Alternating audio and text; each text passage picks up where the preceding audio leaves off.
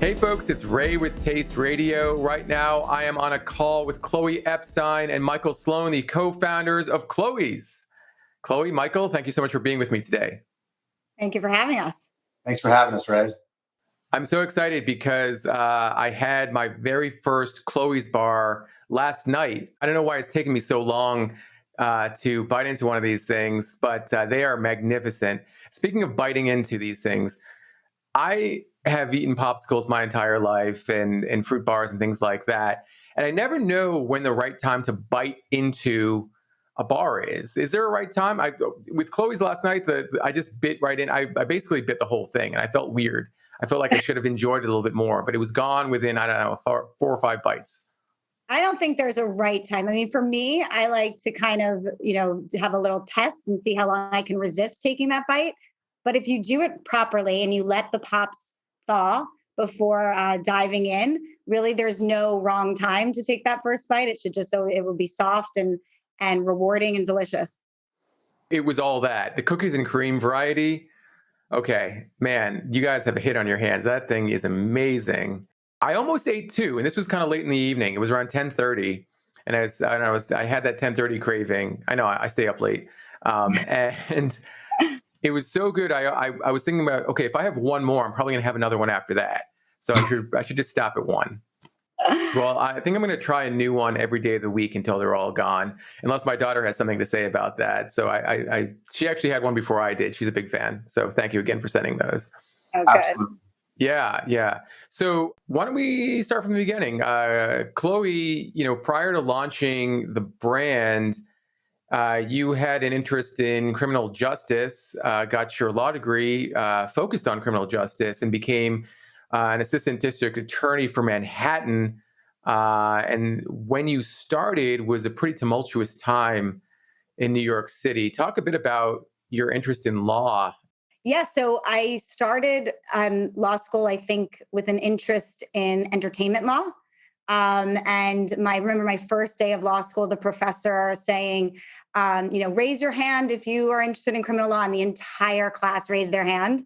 And by the last day of school, that first year, no one wanted to go into criminal law. I mean, into contracts and entertainment. And I quickly learned that I liked being in the courtroom. And I, throughout law school, took advantage of opportunities at the DA's office, working with Barry Scheck's Innocence Project, where you work to help wrongly convicted criminals through DNA testing to help exonerate.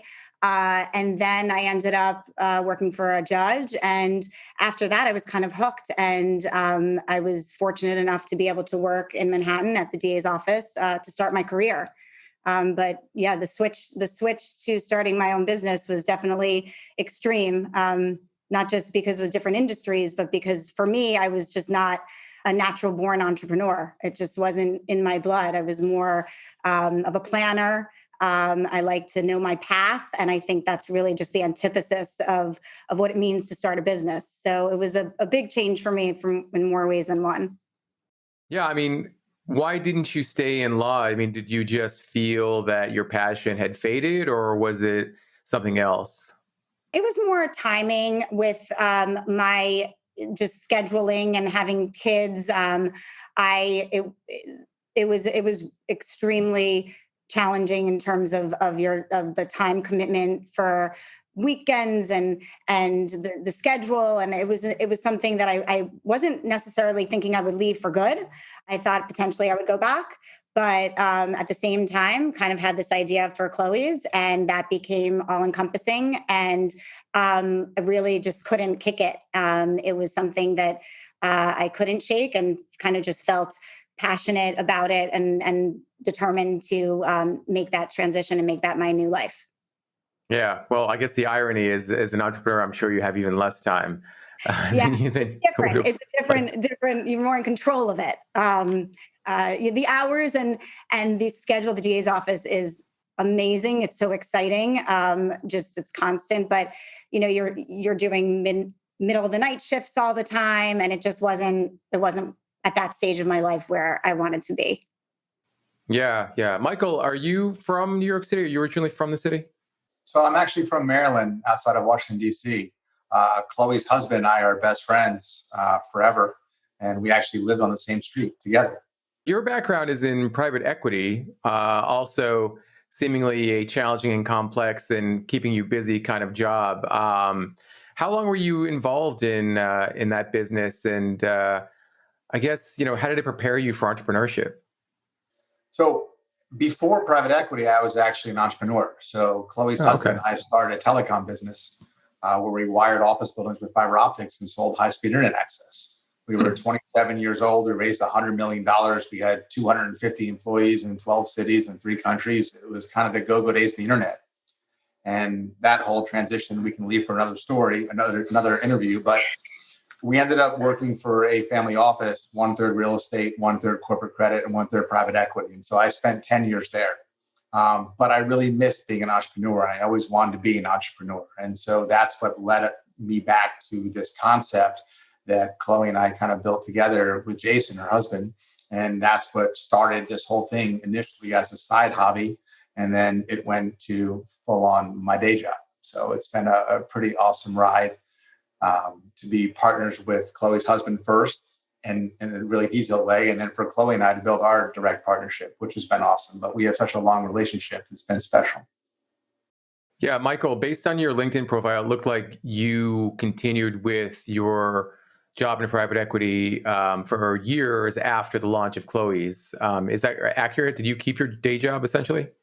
So when we first started Chloe's, I was doing it as a hobby. So we spent 2.5 years where this was just a fun side project. And until then, Chloe, Jason, and I had funded the whole business ourselves. When we went to raise third party capital, we realized that nobody would invest in our hobbies.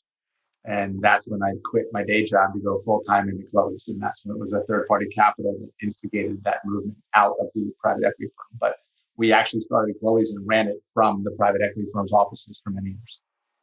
I imagine that you realize now that entrepreneurship is not a hobby.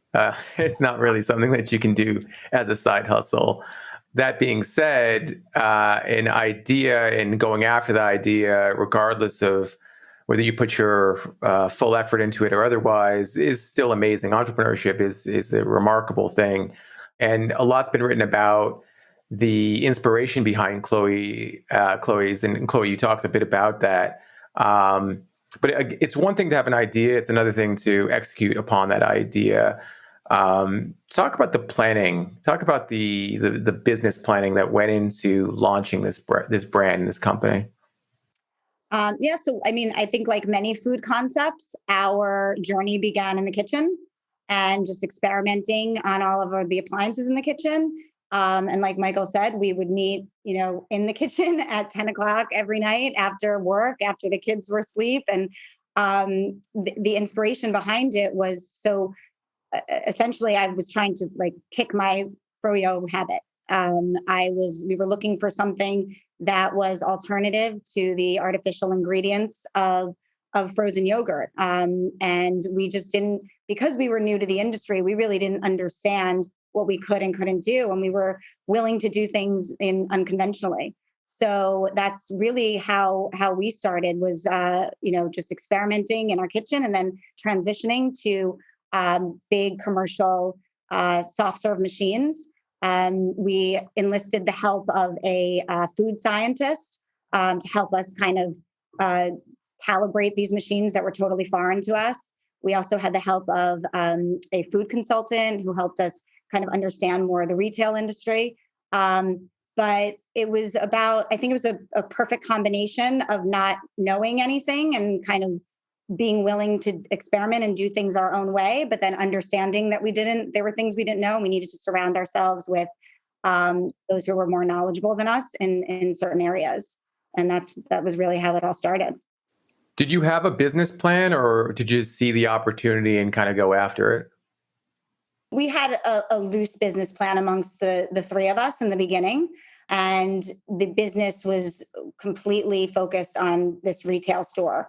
And it was a pretty small idea. We definitely didn't envision shifting into CPG. And there was always talk of possibly franchising our stores. But the CPG was definitely a shift in our business model. And eventually then, yes, we had a formal business plan.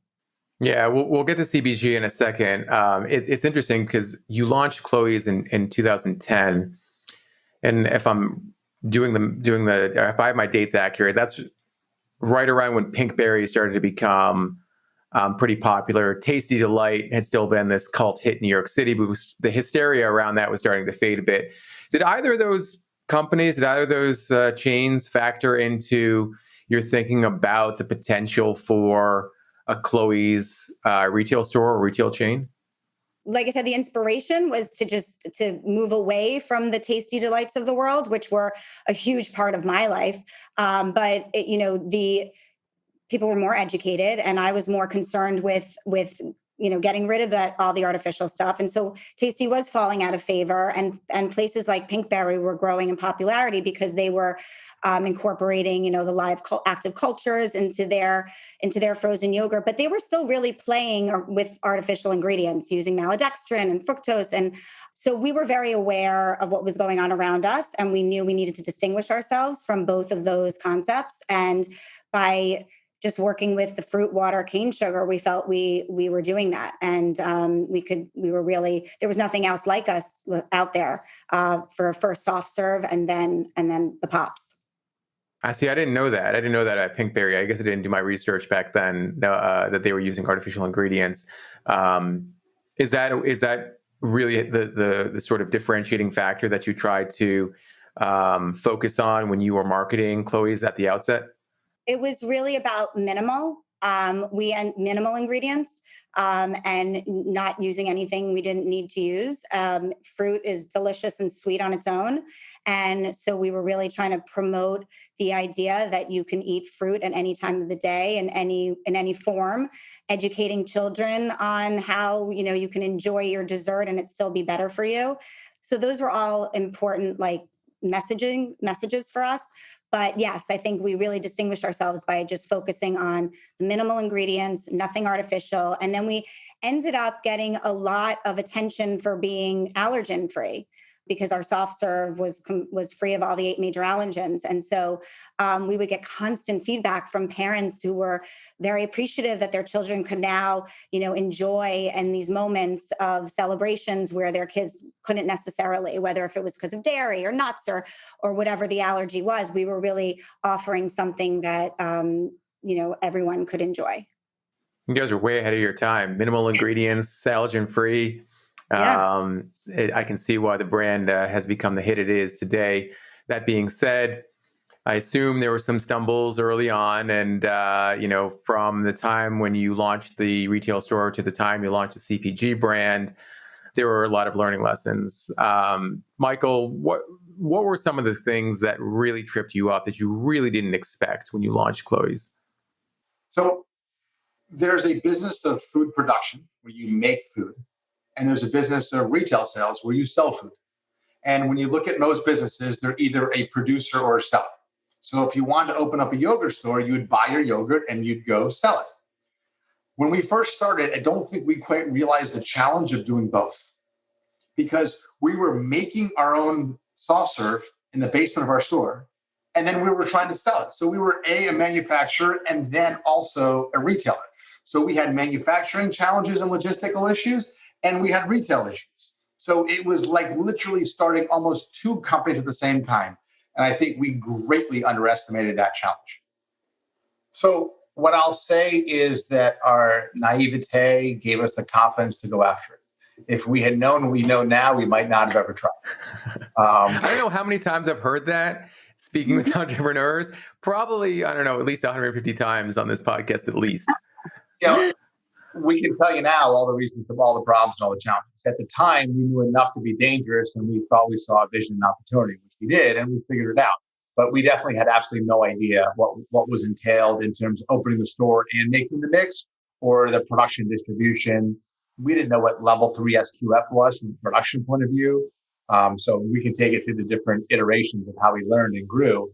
But it was a pretty crazy process. And knowing now the complexities on frozen distribution cold chain, we dream every day about a shelf-stable product with a long shelf life.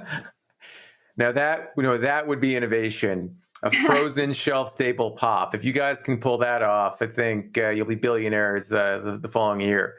Um, Although they do have, what is that called? The moon ice cream that they sell like at museums of Astronaut, sciences and things like the that. astronaut Yeah. ice cream. It's Yeah, the yeah. astronaut. It's not exactly the same though. So Not the same. yeah, no, no.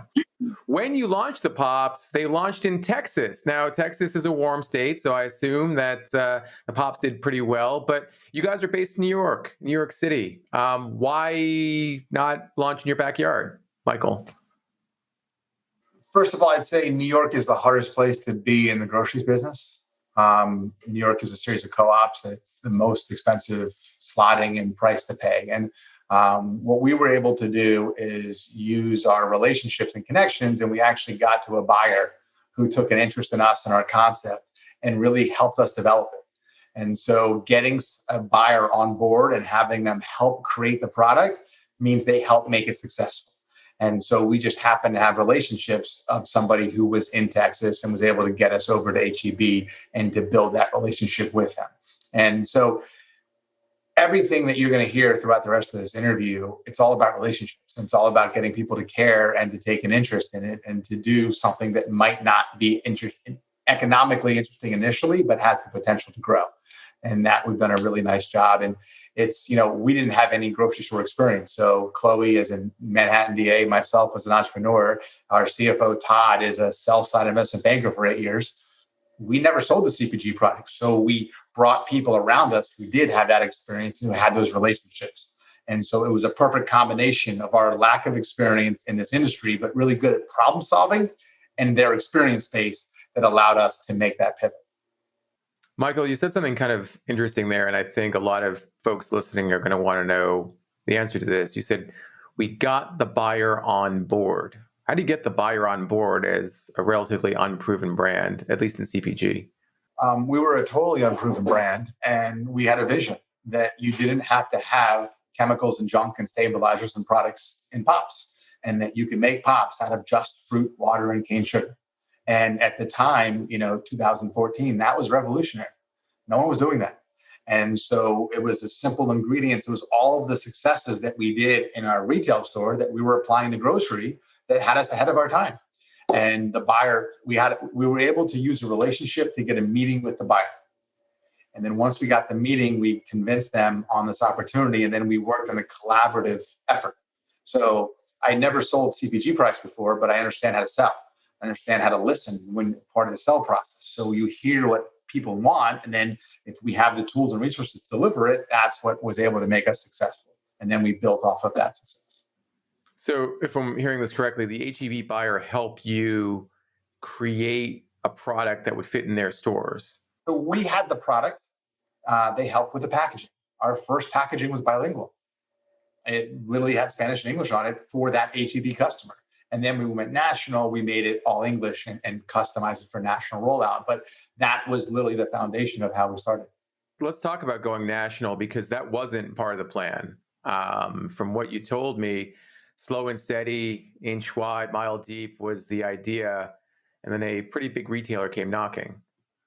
100%. So, every investor and advisor that I've spoken to was very clear, focus your marketing money, get the best bang for the buck and efficiency out of it. And that's easy to do in a much more controlled area. And so that was our plan. And the next thing that happened is Kroger accepted us on a national basis. And so that meant we weren't going to say no, we were going to become a national brand. And so we actually attacked the opposite way. Most people would go in through the natural channel. We went in through the natural side of conventional business. So this is when they had these better for you sets and are really trying to compete. And we were able to service that need. And so we built the bones of our business on the natural side of conventional. You could have said no, though, right? If you're not ready, why do it? Why did you say yes? We were actually ready. And I knew that we could do it. So the first thing is, by going into food service before grocery, we had fixed our supply chain. So at that time, we had secured a level 3 SQF co-packer to make our product. So we knew we could handle and facilitate the growth. And then we knew that we had the new packaging and that it looked good and it would be able to be rolled out to the Krogers. And we figured this was our chance. And so we took it and we went after it. And then we tried to fill in around the Kroger distribution. So Kroger put us in their two-door natural sets. So we then said, okay, where are those sets? Who are the distributors? How are we going to do it? And then we built out around those as our anchors and then went from there. Did you knock on their door? Or did they find you? We knocked them. And were you expecting, I mean, was your pitch to go national, or was your pitch, to go regional, and then maybe if they accept you nationally to accept that? Or I guess in a nutshell, what was your pitch to Kroger? So at the time, the natural desk and the conventional desk were separate. So we met with the natural buyer and we pitched to go into select divisions in their natural set. And they put us in more divisions that we asked for. So they recognized the business, they saw the opportunity, and they leaned in as a wonderful partner for us. And they're always looking for what's innovative and what's new and what's cool. And we deliver that to them. And so this was before there was a whole proliferation of fruit bars. And so we've been able to kind of battle through that as the leading innovator of non-dairy stick novelties. Mm-hmm. The first year is really important with a retailer, especially when you go national. I don't know, it could be a shorter time frame these days. It could be 6 months.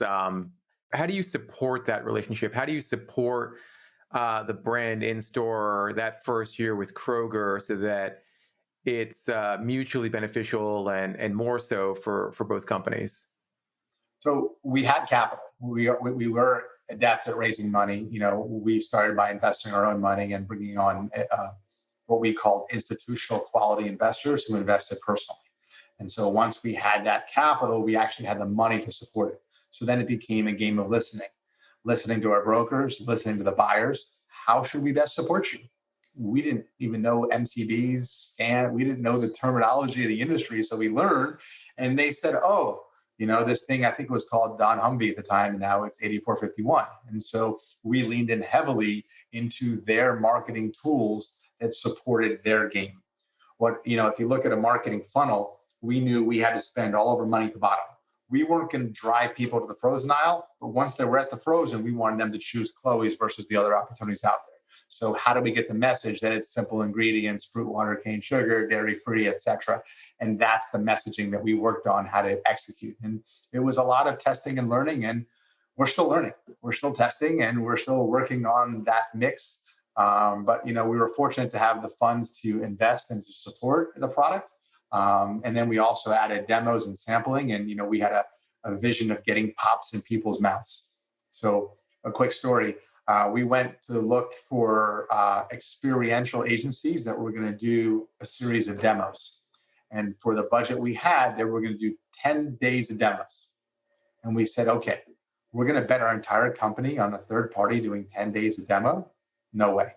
So instead, we hired our own people. We got 3 zip vans because it came with the insurance and the gas. We wrapped it, and we took these employees and taught them how to cut and sample pops and gave them coupons. And we hired a friend of ours who used to manage the music business and take musicians around the country, giving away selling merchandise, and said, hey, help us manage our experiential team that's going to go around and give away merchandise and give away samples and coupons. And so that's what we did. And so as opposed to betting on a third party that was going to do it, we figured it out ourselves and did it much more effectively. And, we had, instead of 10 days of actual sampling, we had over 100 days that summer of actual samples. And it was those decisions that I think allowed us to be successful. What are the metrics you look for when you're running an experiential campaign like that? Because I think that's probably why one of the reasons you hire out something like that is because they can tell you exactly, what they got out of the campaign. Were you able to get those metrics and get those results? What I'll say is that today we have a much better understanding of data, and we are able to access more data than we did back then. So at the time, we didn't have the data analytical tools that we have now, such as Market 6 access and that. It was just, we could see what our sales levels were. And so we couldn't tell you if it was the price promo or the demo or what was causing the sales, but we knew that we were selling above the threshold. That would mean we wouldn't get discoed and we could entertain adding new SKUs. So it was that level of success. It was make it or break it. It wasn't where we are today, where we're really looking at, okay, what is our velocity? Okay, we do this promo. Is it 2 for 6 better or 2 for 7? And what's the lift here versus there? And trying to really fine tune our efficiency of spend. Back then, it was get pops in people's mouths and let them try it. What's the most efficient way to do that? How do we get that done? And that's what we were able to execute. For sure. Going back to Kroger for a second, were you able to take the blueprint, I guess, for how you succeeded in that retailer and adapt it to other major national retailers? We took it to Albertsons and Safeway. We took it to Harris Teeter. We took it to Publix, all of which have their own tools. Publix wants a BOGO. Like, so there's different things that you learn and feel off of them, but that's how we're successful. So it's that initial concept of selling by listening and like, okay, retailer, what do you want? What buckets do you need filled up? And so now, we listen and we kind of give back to the buyer what they need so they can say yes to our SKUs and get us the shelf space that we need. And the sets become quite more competitive, as you mentioned, a lot more fruit pops, better for you pops in stores these days. How have you been able to maintain that sort of first mover advantage and stay current with consumers, existing consumers and new consumers? What's that like within a growing set? So the first thing I'll say is over the last 5 years, everyone thought they could sell a pop. It's just, I make it at home, I can commercialize it. And it's not quite as easy. And there was a lot of other people trying to copy the same mom story that Chloe has about being a mom with 3 kids and a former Manhattan DA and trying to get something better for you. And so we saw a lot of Me Too's. And so at that point, we had a head start. We understood how to invest and partner with retailers. And we knew the number one thing we had to do was to innovate. And until 2017, we thought innovation was new flavors, new varieties. And in 2017, we were part of the Chobani incubator, and Hamdi sat us down and said, guys, new flavors is not innovation. You actually have to innovate. And so it took us 18 months from that point. But then we took our non-dairy pops and we dipped them in the non-dairy dark chocolate. We then got the first kids Better For You licensing with Spider-Man and the Avengers. And then we launched the first oat milk novelties in the country. So it's always pushing forward something that's new and different because retailers want what's new and different. They want the innovation. They want that capture that coolness that we're able to try to push forward and to give these, oh, I haven't seen that before. And recently we just launched a no sugar added SKU using allulose, right? It's these things that are just constantly pushing and being ahead of where consumers are through our feedback loops, through being in the community. And because we're our own customers, I have 2 kids, Chloe has 3 kids, Todd has 2 kids. Most of our salespeople have kids, or we just understand who our users are and then can think through, okay, what would we want? How would we want to look at it? And that's what we've been able to build the business. One retailer that's really well known for its interest in new products, trends, and innovation is Whole Foods. And it's interesting that for a natural, better for you brand like Chloe's, we haven't mentioned Whole Foods yet. When did you launch in Whole Foods and talk a bit about how you got into that retailer? So it's actually a really interesting story. We used to make all of our product in an incubate in a shared organic kitchen in Long Island City. And at that time, the forager from New York was very excited about us. They wanted to bring us in. We were really close. And then we realized as a brand, we had to get level 3 SQF co-pack. And there isn't in New York City. So we found this out in the Midwest. And once we did that, the forager says, oh, they can't bring us in anymore because we're not local to New York. So we then called the Midwest and said, hey, we're local. Can you come in? And at that time, each of the Whole Foods regions had their own rules for local. So they asked us if our mangoes were grown in Chicago. And we said no. So we weren't local for the Midwest either. So we really didn't find a home. We found one buyer in the NorCal region who was a reverend and didn't really care about the rules. And they brought us in as a local brand in the NorCal division. And that was our home for many, many years until this year. For the last 3 years, we've been trying to pitch global and pitch Whole Foods on our license pops. And we said, okay, Spider-Man Avengers. And they said, we don't allow that in our novelty set. And we said the reason you don't allow it is because until today, there's never been a novelty company that met the Whole Foods standards of the free from that could actually be sold in a Whole Foods. We're the first one that does it. So it's not that you don't allow it. You don't allow anyone who violates your ingredients. It's not that the characters you don't allow. And so finally this year, they embraced us. They brought us in. And so we have our first global acceptance of our Spider-Man and Avengers SKUs. And they just announced us as part of their top growing trends, the whole plant-based marketing to kids, better for you opportunity. And so they're so excited about this. We're so excited. Now we have an audience with global in Texas that we never had before, being a global brand. So we're very excited about this opportunity. And, we built our brand on the natural side of conventional, and then we got into Sprouts, and then we got into Whole Foods. It's very different than the traditional path. And Whole Foods is usually the first question we get, where can I find you in Whole Foods? So to finally be able to say yes is a big deal. Absolutely. I think when natural consumers or natural product consumers are looking for better for you brands, they're not necessarily looking, at Publix first. They're not necessarily at H-E-B, but it is great to have your brand in those retailers because it makes it more accessible. It gives consumers an option they may not have had in the past. And it's interesting when you mention the licensing deals, because typically when you saw those licensing deals, they were done with big companies, major companies that had a rep that could afford the licensing deals. And unfortunately, they were made, and those characters were slapped on products that were not better for you, had artificial ingredients, and just it's not, and hasn't been in the past, a good situation for consumers. And one of the things that you guys are very outspoken about is that the fact that you're going after those big players, you're going after big CPG, which is something that might scare some small businesses. Why put a target on their backs? Listen, big CPG has better for you products. They have fruit pops marketing to kids they have pops, which they don't market to kids, that has fruit or simple ingredients. But they only take the most unhealthy products they have and license it to kids because they can get the lowest price.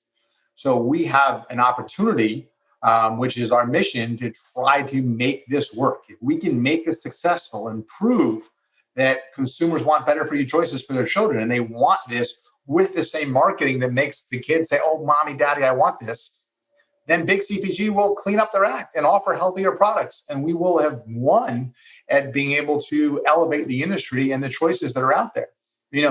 I don't like it when my kids walk into a store and are naturally drawn to the best characters out there, Spider-Man, Avengers, and it's with a product that's inferior. I want them to want the better product. I want them to want the healthier one. And so the licensing companies want better for you products, but it's up to us to prove that better for you products and licensing can actually pay the bills. And so right now, Disney and Marvel have one not better for you partner and us as the better for you partner with these Avenger licenses. So in Spider-Man. So we're hoping that we can kind of accentuate this and be successful and prove this model out and really take it to the next level. Yeah, it's hopefully will inspire a shift in both the big licensing, the brands that are licensing, as well as the other CPG brands who just want to make better for you all over the supermarket, just so it's easier for everyone. The brands that have licensing deals, a lot of times they do market products that are, I'll just say it, garbage. And they're made with cheap ingredients. You guys, I would assume, have significantly higher ingredient costs. So how do you reconcile the cost of a licensing deal, the cost of the ingredients, and wanting to be more accessible and price accessible to consumers? It's been one of our biggest assets. So if you remember back in the story, we moved to level 3 SQF co-packing very early on before we were in our first grocery store. And by doing that, we actually were able to get very efficient prices. And so even though we make a better for you product with high ingredient costs, our tolling fee is actually not terrible, especially compared to the industry. And so we're able to take our size and our scale on the better for you products. And we're better for you, but we're not organic, for example. Like, it's non-GMO project verified, it's simple ingredients, but by not being organic also, which would have driven the cost up even higher, we're able to achieve that balance because we think it's important for this to be democratized. It has to be an affordable product that just is not something that people can't afford. So what we do is in our size, our kids' pops have 10 pops, whereas the big CPG would have 18. So the boxes on the shelves are similar prices, but if you look on a per ounce, it's a lot more expensive for ours because ours is more expensive on a per ounce. Our ingredient costs are more than theirs packages cost on a per ounce basis. So that's how we're able to find the balance. You are paying a little bit more on a per ounce basis, but you're able to get the trial for the same price as the experience. And then our pitch to grocery stores is by moving customers from big CPG over to Chloe's for that better for you product, they have to buy more. So you're going to incrementally grow your category. You're not just shifting from one product to another. They have to buy twice as much or 50% more of ours to get the same number of servings on the other product. So as a grocery store, you're going to create value for your category. I think a lot of this also comes down to taste, right? I mean, you're selling to parents, but it's at the end of the day, it's the kids that are eating these products. Chloe, what have you learned about marketing to kids and getting the products to taste right for children who grew up on the not so great stuff? So I think that's been, as my kids have been been invaluable in that sense. They are always willing to give me feedback, both good and bad. And their opinions are really just very helpful. We were surprised in kind of moving into oat milk, which we didn't think would be something that was, for kids. That was more, the kids pops or the kids pops, and dipping, we thought could kind of cross over to both demographics, but we thought the oat was a little sophisticated.